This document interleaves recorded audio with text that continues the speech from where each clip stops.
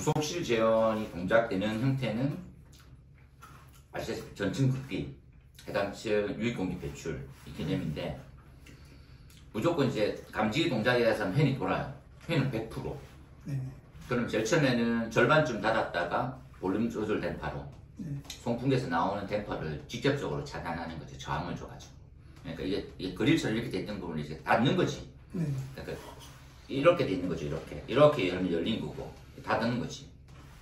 볼륨 댐퍼 조절하는데 그 조절하는 데서 나가는 바람 자체가 전체 입상이 다 뚫려 있잖아요. 뚫려 있으니까 어떤 형태는 처음에 채우는 개념이죠. 쭉 채워가지고 채웠는데 각 층에 있는 댐퍼는 나가는 역할을 또 한 번 더 막는 거죠. 그 부속실에.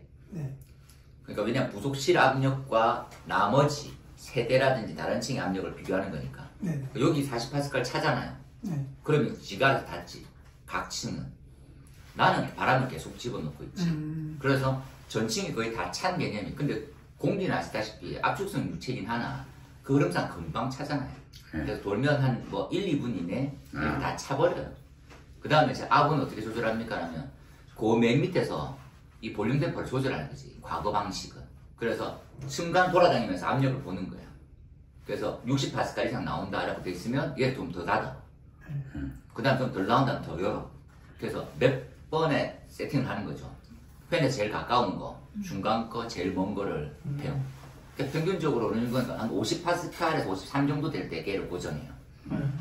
그 중에서 전층을 다시 점검하듯이 한 번 더 돌고 그 다음에 다시 한 번 더 해봐요. 그러면 이 정도 되겠구나 해서 우리가 기본적으로 한 55파스칼 정도로 해놓으면 그러면 차분 기본 만족, 방향 풍속까지도 어느 정도 갖춰줘요. 현장에서. 그 정도로 세팅해내는 거지. 그러니까 그 다음부터는 자동으로 알아서 지가 열었다 닫았다 계속 반복해 주는 거고 여기서 나가는 것들은 100% 그런데 볼륨 댐퍼라는 저항을 거쳐가지고 나가는 것부터 조절되잖아. 이게 한계가 있는 거야. 층고가 일정 이상 되니까. 그러니까 예를 들어서 시스템 이펙트를 과거에는 고려를 전혀 안 했잖아요. 그래서 나가면서 저항이 너무 많이 받다 보니까 어떤 구조에서는 이게 압이 똑같은 건물인 것 같은데 너무 압이 안 나오는 거지. 어떨 때는 너무 많이 나오고 많이 나오는 것들은 토출 측에서 빼내야 돼요. 심지어는 뭘 했냐면 그냥 덕트를 뚫어놨어요. 덕트를 뚫어놔도 그냥 볼륨 댐퍼를 아무리 0에 가깝게 닫아도 바람이 너무 세게 나가는 거예요. 그래서 옆에 뚫어가지고 외기로 빼내었어요.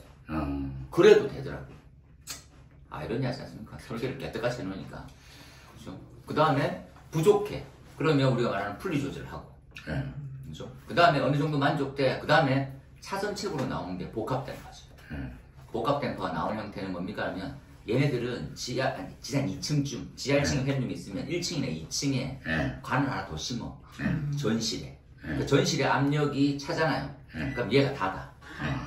얘네들은 요렇게 돼 있는 거죠. 요렇게 나와가지고 요 부분이 이렇게 돼 있는 거죠. 여기는 이제 자동으로. 자동 공간으로 이렇게 달려있는 거지. 얘는 조절하면서 얘는 닫았다 열었다 해주고 얘네들은 요 볼륨으로 그냥 아예 맞아놓는 거지. 이 동네는 한 10% 정도 개방 안 해놔. 아예 다 막아. 얘가 다 알아서 해줘. 그래서 얘네들은 설정만 딱 많이 할 필요 없이 요거 살짝 조절해 놓으면 그냥 지가 알아서 해줘요. 그래서 40파스칼 이상 나오면 지가 열고 압력이 좀 떨어졌다 하면 열고 40파스칼 이상 해서 55 넘어간다 하면 지가 닫고 그게 기능을 하는 거지. 그러니까 밑에서 제가 무전기 들어가면서 볼륨을 열었다 닫았다 해준 거랑 똑같이.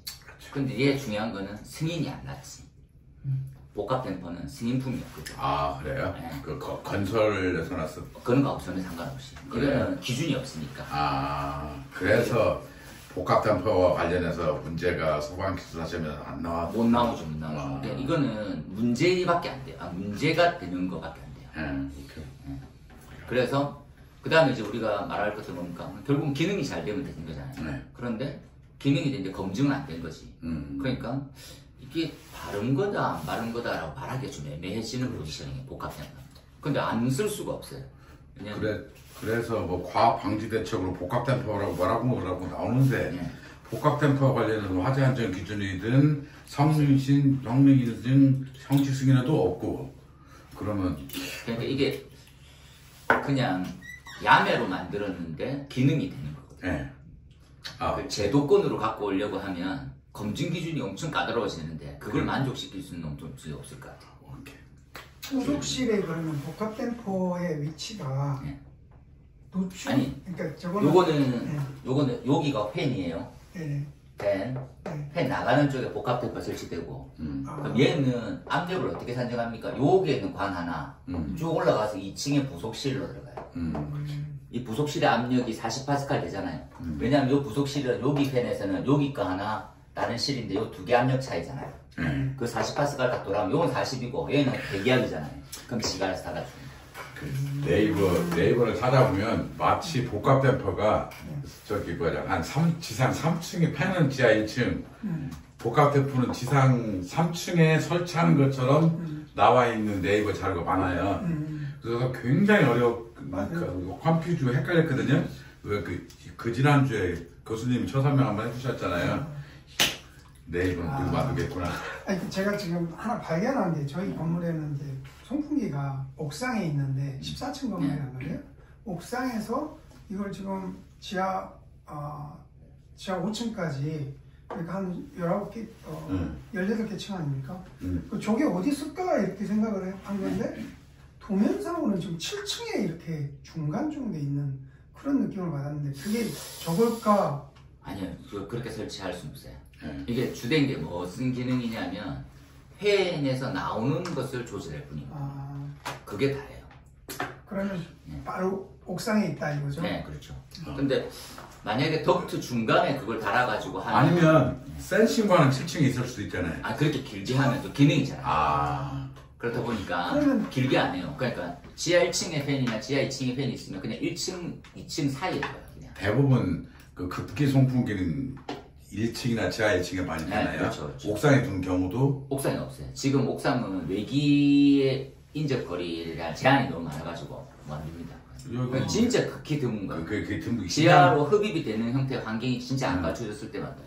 그래서 모든 제한과 관련된 교재들을 보면 이 급기는 다 지하에 있고 그 다음에 드라이어 에어리가 있고 제가 사진 보내드렸죠. 그러니까 여기 옥상이 있다고 그래서 내가 좀 옥상에 있으면 제한 조건이 엄청 많아요. 아시다시피 외기 치우구가 옥상에 있게 되면 높이 기준도 있고 0.5m 이하로도 낮춰야 되고 외기로부터도 5m까지 이겨줘야 돼요. 일이 엄청 많은 거예요, 생각보다.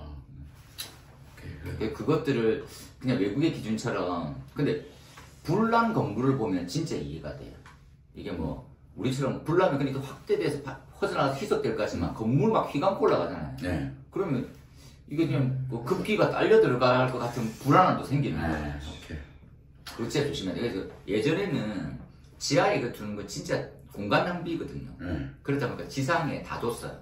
근데 지상에 다 뒀더니 5m만 이격시키면 된다 해서 충돌을 하다가 야 건물 외벽에서부터 5m 떨어뜨리고 높이 기준에서도 얼마 이하로 해야 되겠다 또 해야 되거든요. 그렇다 보니까 머리 좀 쓴 게 뭐냐면 배기는 그 뭐냐면 엘리베이터 위쪽에 그냥 그 뭡니까 권상기실 위로 올리고 그 다음에 급기는 밑으로 내려오는 거예요. 그때도 5m 당연히 지켜야 되지. 그러니까 배기랑 급기는 이격이 되잖아요. 이게 수평이 안 되니까 수직으로 이격시킨 거예요. 그 배기 위로 나가고 급기는 밑에서 빨아들이는데 이 급기가 건물 외벽에서는 5m인데 급배기 5m 이격이 만족이 안 되는 거예요. 둘 다 올리니까. 그래서 이렇게 올리는 거지. 이렇게 미치는 거예요. 미치는 거예요. 근데 지금은 무조건 다 급기는 지하로 다 합니다. 어떻게든지 설계할 때 이게 너무 힘들어가지고 현장 시공이. 그래서 드라이어를 짜면 드라이어를 갖고 1층에 그릴 하나 설치해 놓잖아요. 그렇죠. 그렇게 흡기가 되는 거지. 저는 그것도 좀 반대인 게 이게 진짜로 뭐 급기가 주차 램프 쪽에 옆에 벽을 뚫어갖고 해놓거든요. 주차장 들어가는데 옆에 그릴이 있는 거예요. 이게 진짜 나쁜 거예요. 주차장 화재는 진짜 노면이에요. 오염되는 게 램프 타고 이렇게 쭉 나오거든요. 그럼 바로 오염되는데 그게 되냐. 그래서 성능 위주는 다 걸러요. 딱 돼 있으면 이거 확인해라. 5m 이격되는지 해라. 그럼 죄송합니다 하면서 반대편을 뚫어요. 이렇게 알겠습니다. 마지막 질문이에요. 그 부속실 제한 설비를 나중에 성능 검사하면 다 통과해요. 다 통과하죠. 근데 많은 분들이 뭐 그 비개방층, 비대원층 그 70% 맞추기가 어렵다라고 뭐.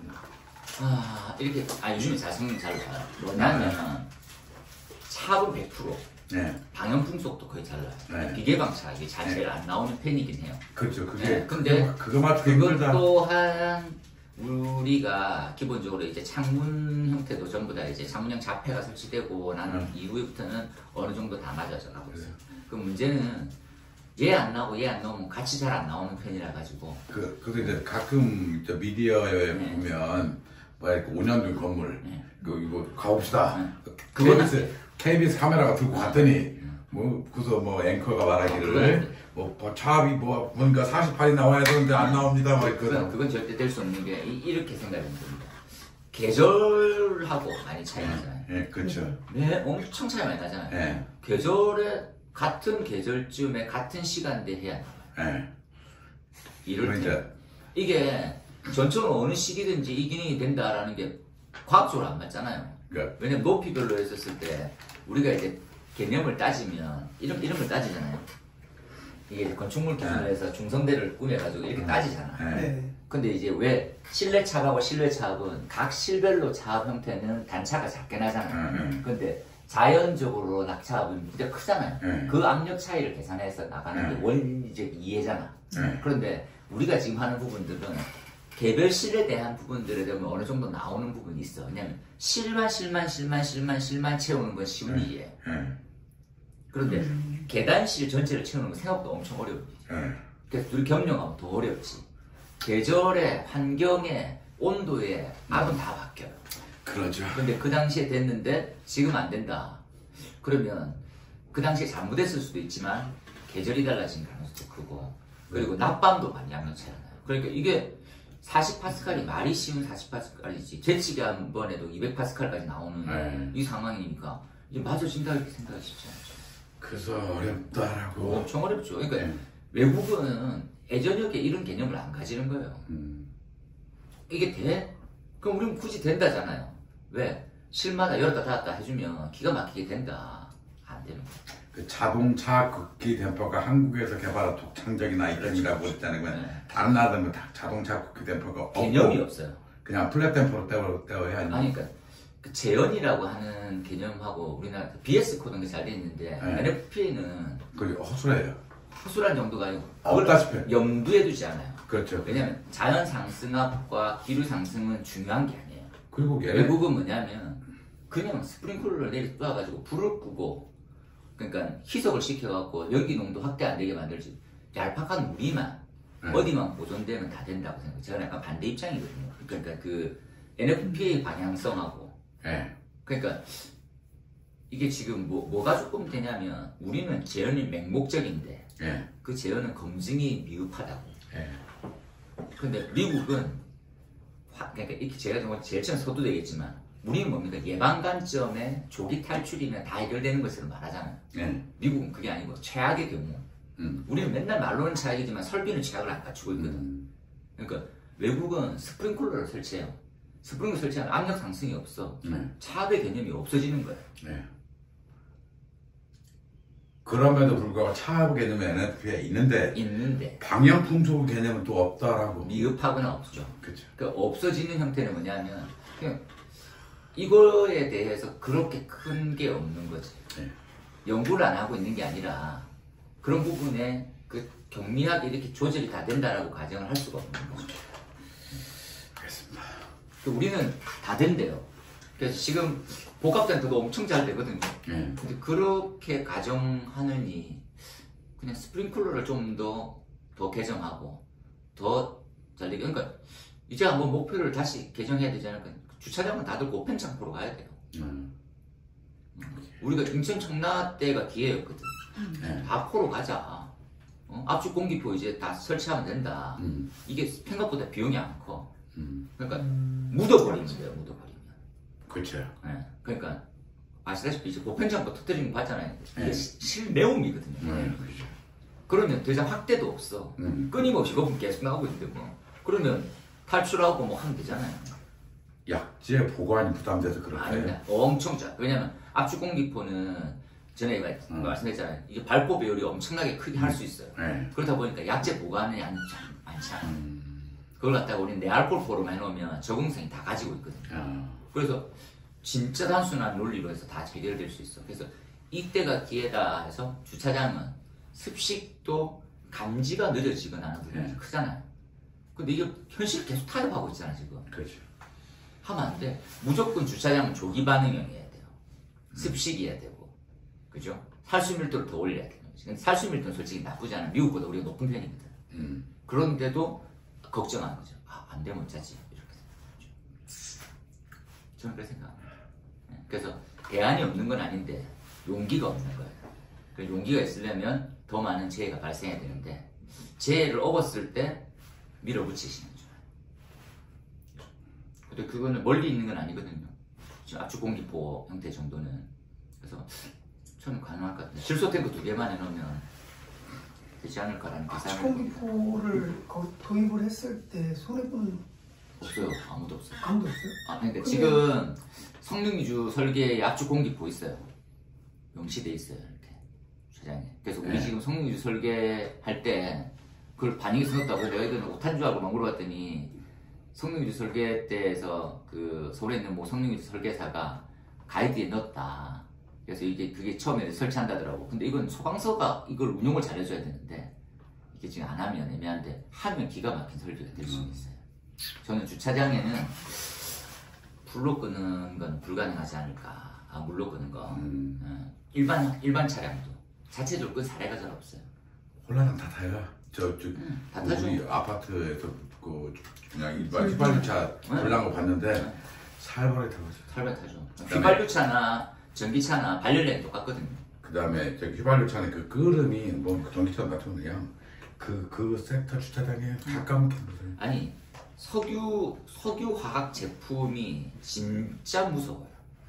이 끄름 자체도 독성도 많을 뿐더러 그렇죠. 진짜 무서워요. 석유 화학 제품은 아크릴렌도 나올 수 있고 인미연표도 엄청 많이 나거든요. 근데 얘네 입자가 덩어리도 커가지고 엄청 확대가 많이 돼요. 연쇄적으로 다 태워. 차량에 3-4대만 타버려도 주차장에 진짜 암흑천지. 들어가기 전에 아까 제가 KCS 31-20-05 이것도 우리 5명 단톡방에 올렸거든요. 이거 왜 그러냐면 이거 제가 힘들게 구했어요. 왜냐면 국토교 가면 사이트 가면 드는데 거기에 이제 거기에 이제 회원 가입하고 그 멤버십 가입하고 뭐 검증하고 그 힘든 과정을 거쳐야 돼.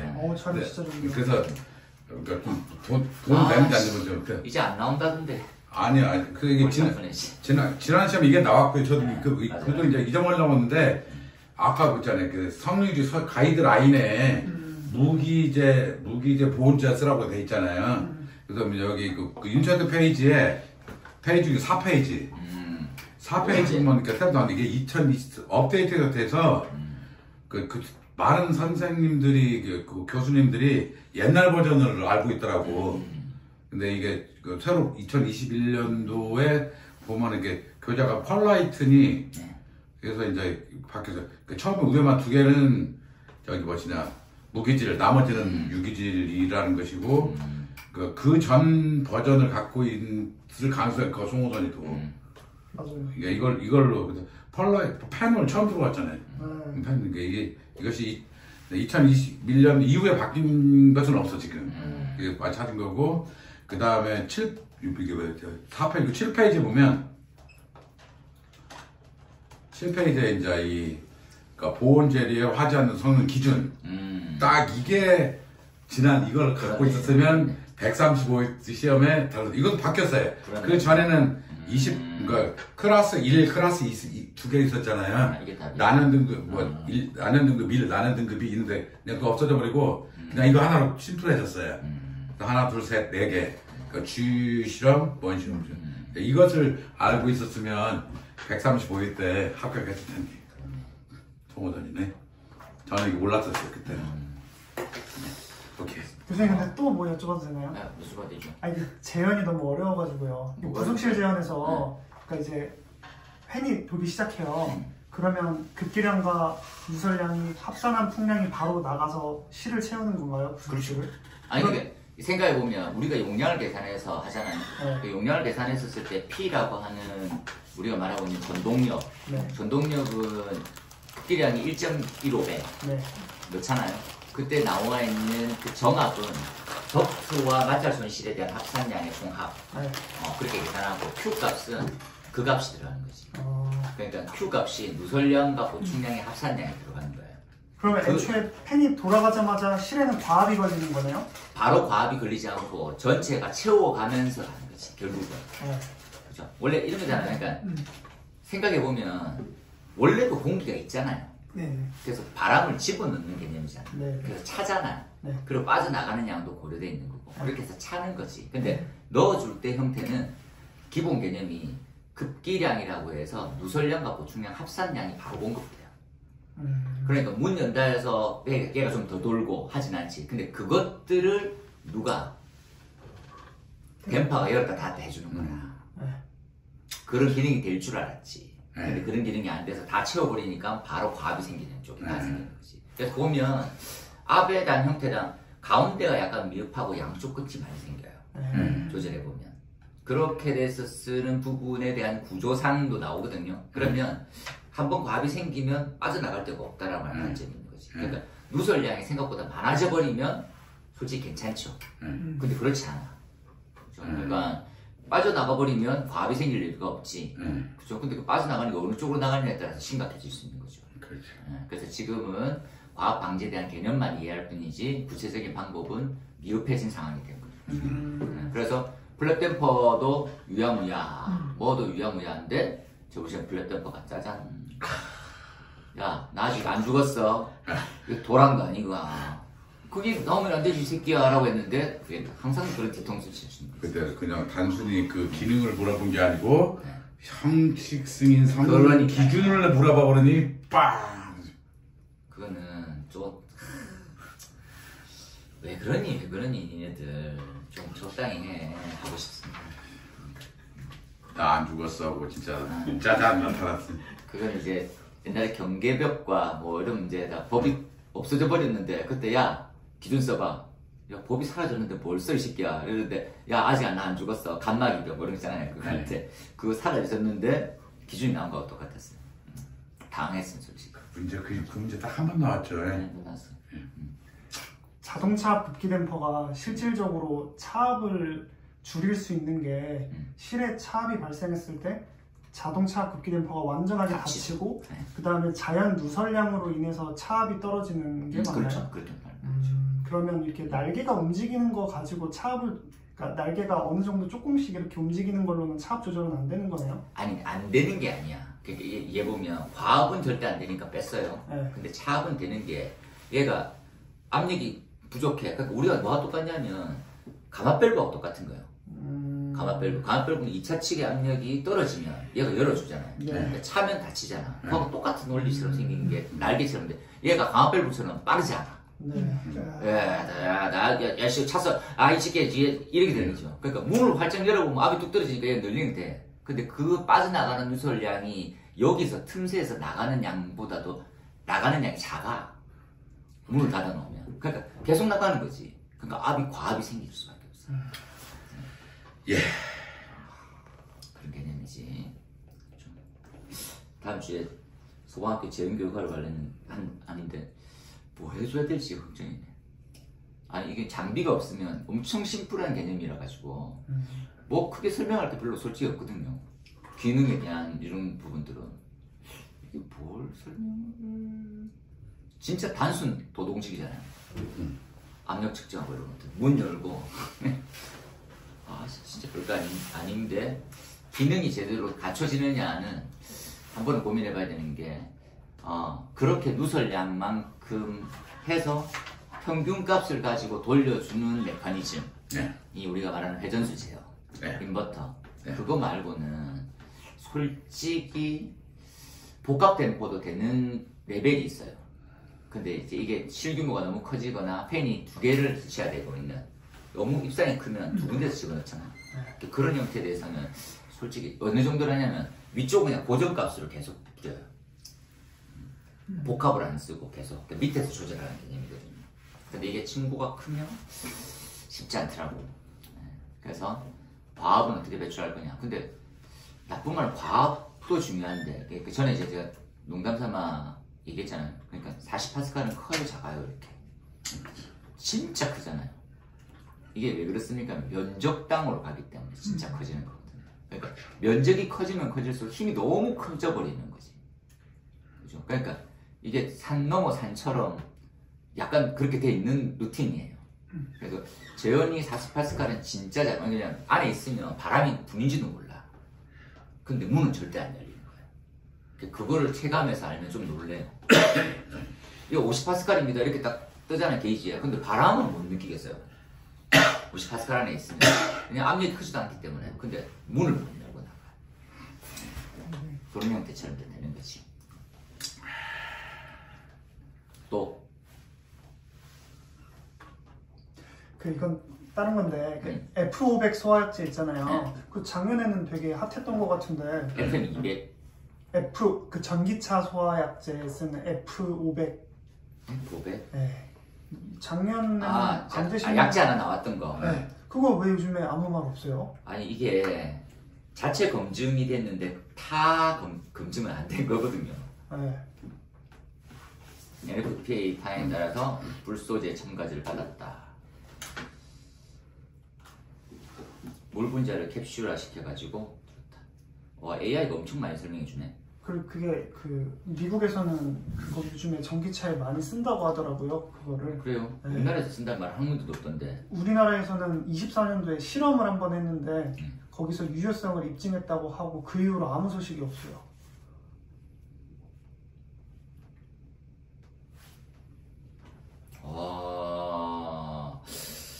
쉽지 않네.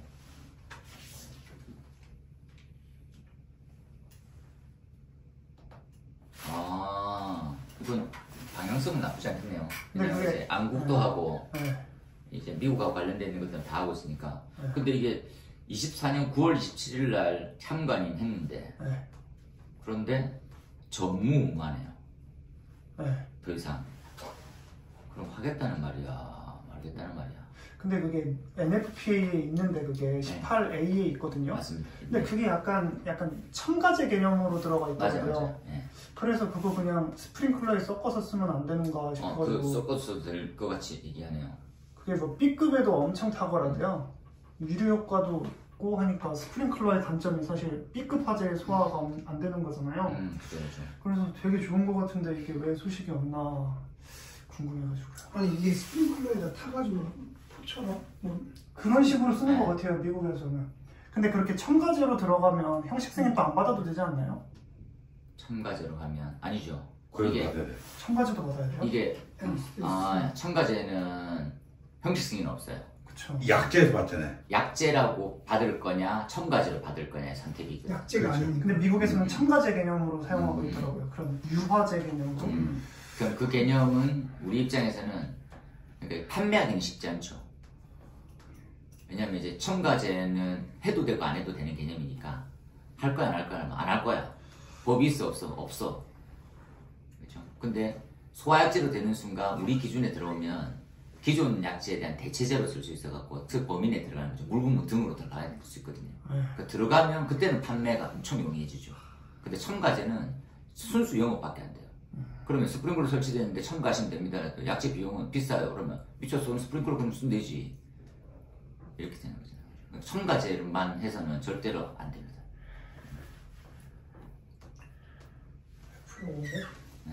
마스테크스도 수입하고 많네요. 수입한 데가 많네요. NFP 유류가스인데 이게 기본은 전기 화재용으로 만들어진 건 아니고, 그렇죠? 그래서 석탄 등 특수가연물의 화재. 그냥 이게 들어간 게 우리가 알고 있는 웹딩 에이전트예요. 이게 다예요, 그냥. 그렇죠? 그래서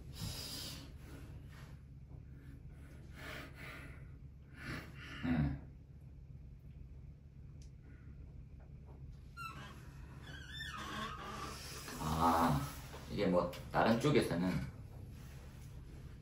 폼이네, 폼. 1% 넣으면 A급 화재 진행하는데 사용할 수 있고 3%는 석유, 6%는 알코올 이렇게 돼 있다. 딱 퍼센트가 그러네. 네. 첨가제가 아니라 포약제인데. 그러니까 포약제로 받아야 우리나라 판로가 있거든요. 사실 그 표면 장력을 떨어뜨리면 그냥 포잖아요, 그게. 그렇죠. 그렇지. 아, 그래도 바람을 내야지. 버블을 내야지. 적혀 있는 거는 기본 정보는 30 이하로 돼 있네요. 표면 장력이요? 네, 표면 장력 30 이하. 요 페이지만. 강화보다 좀 나아요. 아니 이 동네 장단점은 항상 있으니까 근데 이게 되나 이게 보는 부분은 검증이 돼 있는 결과가 있으면 나쁘진 않을 것 같아요. 근데 진짜 예전에 한번 언급하고 그다음부터 이제 조용하네. 네. 밑에 물성 뭐 진한 갈색 뭐고 빙점은 마이너스 5도 그리고 중국 원산지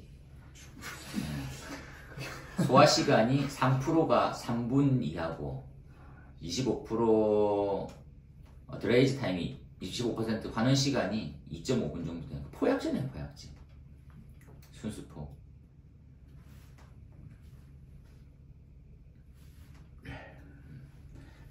지난주에 한 주 오프했더니 뭐 질문이 막 이렇게 쌓여 있었어요.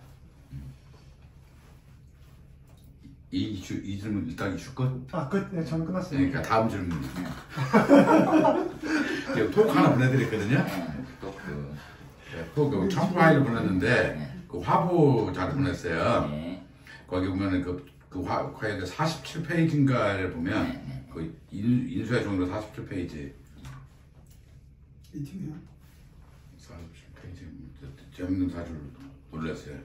우리 그 12월에 환경청에서 발표를 하기를 뭐 저기 그 GWP가 높은 그 그렇죠. 가스 쓰지 마라. 근데 이번에도 지금 성능위주 때 돌고 들어와가지고 이상한 나는 약간 질문을 파악 못하는 형태는 설계자가 약간 좀 걱정인 게 제가 얘기했었죠. 대체 뭐냐면 우리는 그냥 GWP거든요. GWP가 150이나 4000 이상도 있으니까 높으면 못 쓰게 하는 게 환경에 대한 입장인데 이게 구체성이 없긴 하더라고 아직까지. 그러니까 뭐를 제재하는 이런 약자들은 제재라고 하는 개념이 있는데 구체적으로 어떻게 할 건지에 대한 개념이 솔직히 잘 없더라고요.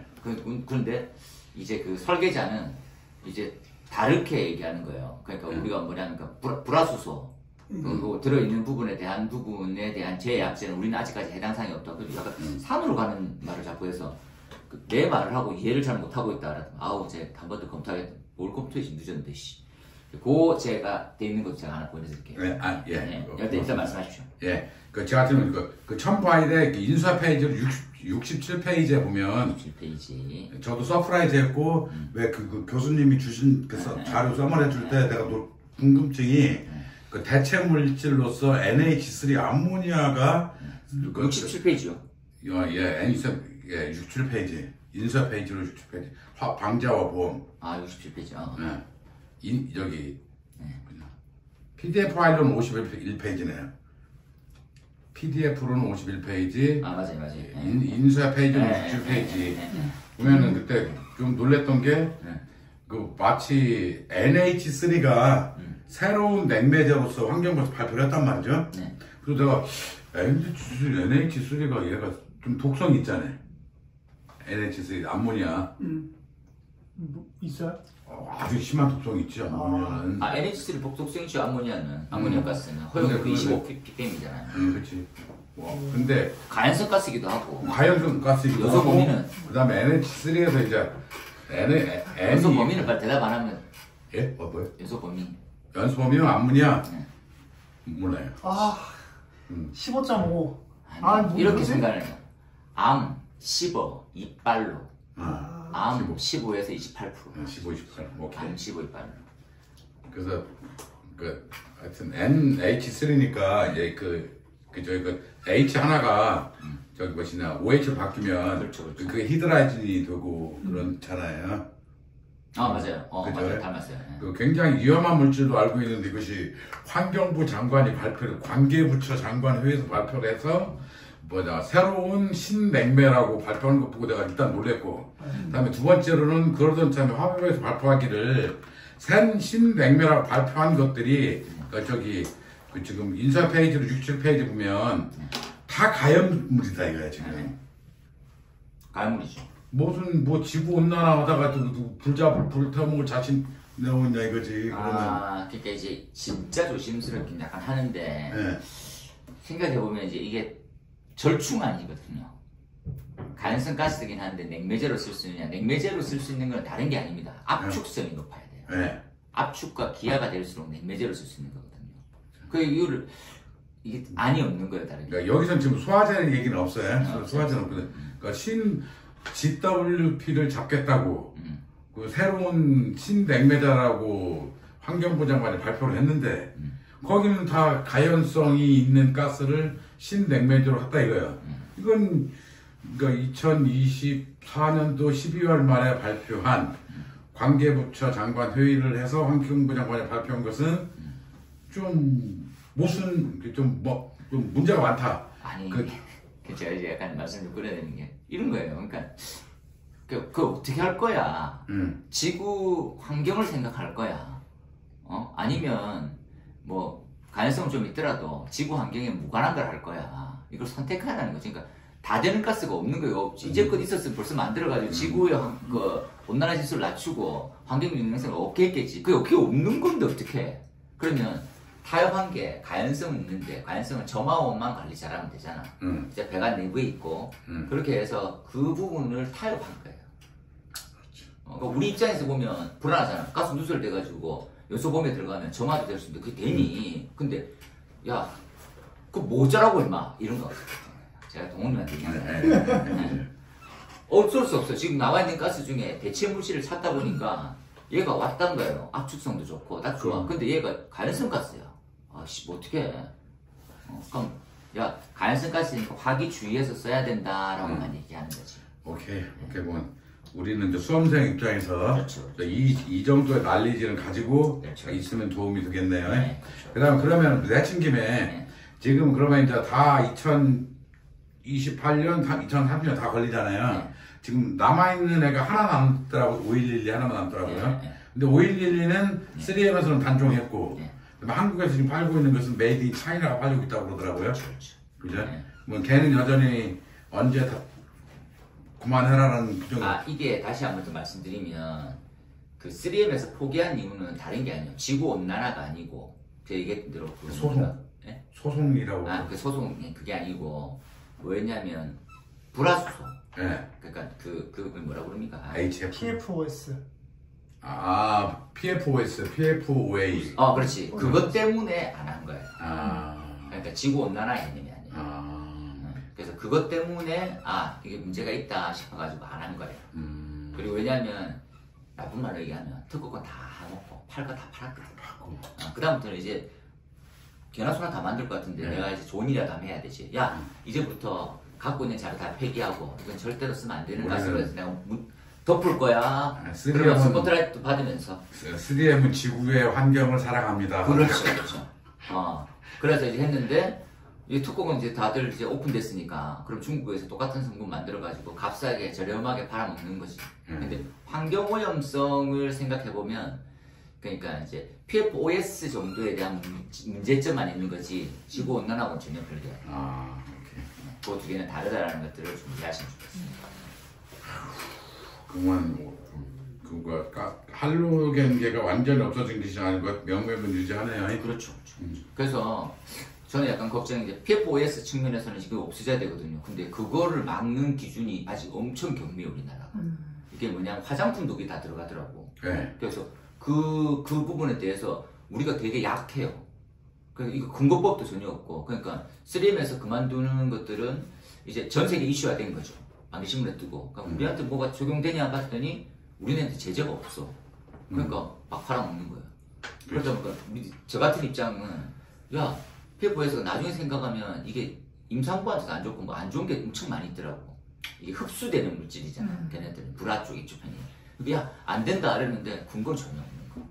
그러면 할로겐을 절실히 필요한 데도 있잖아요. 예를 들어서 이번에 화보 보니까 데이터 센터 이런 데는 이산화탄소보다는 할로겐 결계가 좋다라고 추천을 하는 것 같아요. 화보 논문에. 이게 약간 좀 조심스러운 발언이 그냥 그게 더 나을까 이게 더 나을까 하는 국내 기준을 따져보면 이산화탄소 제재 요건이 엄청 강하거든요. 네. 그러니까 성능이 그렇게 큰 차이 확연이 없으면 제재가 약한 쪽으로 무조건 가는 게 좋아요. 제재가 약한 게 할로겐 예. 훨씬 더 편하죠. 그러니까 이산화탄소는 진짜 걱정거리 덩어리인 거예요. 진짜. 폭탄 덩어리라고 말하는 사람도 있고. 그러니까 이걸 조심 안 하면 그러니까 신부성 화재만 아니면 얘는 전혀 쓰면 안 되는 거예요. 그러면 이제 할로겐이 단정이 된다 이거죠. 그 만약에 시험에 이렇게 다 이렇게 2028년도 삼중 던진다. 여러분들은 이 할로겐 소화약제가 필요한 데에서 아니 잠깐만 그때 브레이크를 걸면 그러니까 환경오염성에 대한 방향성으로 질문했을 때만 대답해야 돼요. 아니면 그건 또 약간 너무 오버하고 가는 거야. 그러니까 그래요? 질문의 방향성이 소화 성능에 맞춰져 있어. 그러니까 소화 농도라든지 이런 쪽에 가깝고 이런 것들을 질문하는데 환경오염성을 드러내는 거는 번외 얘기인 거예요. 그 소화 성능의 퀘스천이 그쪽에 포커스를 맞춰준 질문이 온다면 질문이 오면 그 질문에 마무리를 하고 그러니까 뭐 유효성 검증에 대한 보정 뭐 이런 식으로 해서 방향성 아니 이게